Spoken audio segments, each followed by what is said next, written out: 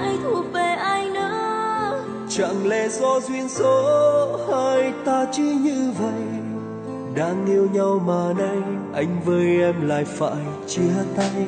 Từng buồn vui lúc trước đã khắc sâu vào tim, phải làm sao để quên khi đã yêu thật lòng như thế. Đoạn đường ta đang bước nếu không thể tiếp tục thì ta nên dừng lại để ký ức đẹp cho cả hai. Thà ta không quen biết nhau, giá như chưa từng yêu nhau, thì giờ đây anh đã không khổ đau thế này.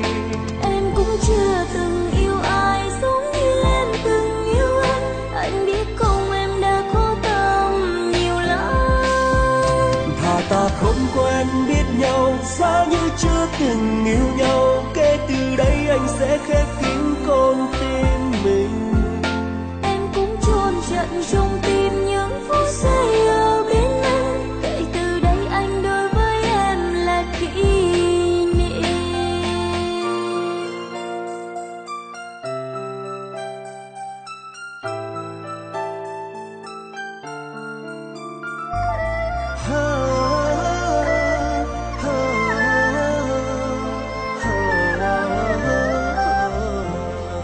Vậy là ta cũng đã buông cánh tay của nhau, kể từ đây chúng ta không còn ai thuộc về ai nữa. Chẳng lẽ do duyên số hai ta chỉ như vậy, đang yêu nhau mà nay anh với em lại phải chia tay. Từng buồn vui lúc trước đã khắc sâu vào tim, phải làm sao để quên khi đã yêu thật lòng như thế. Đoạn đường ta đang bước nếu không thể tiếp tục thì ta nên dừng lại để ký ức đẹp cho cả hai.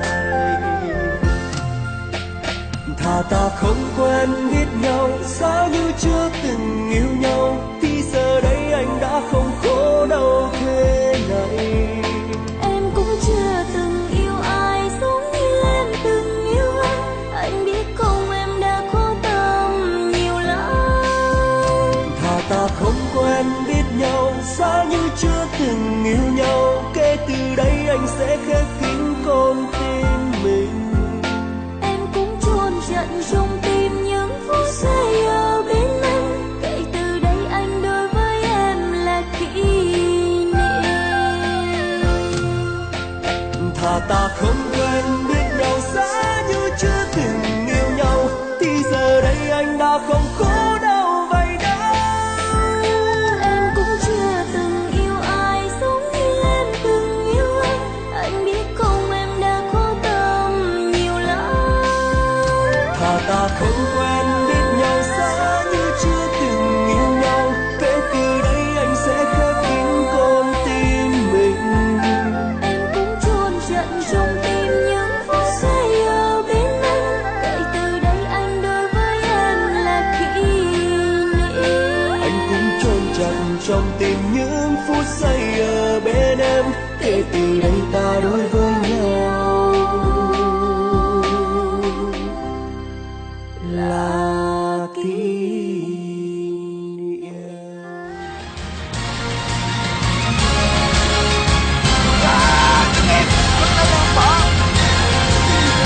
Anh đã không khổ đau vậy đâu.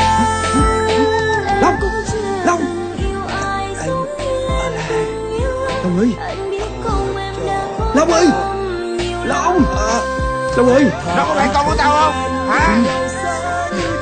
không dám.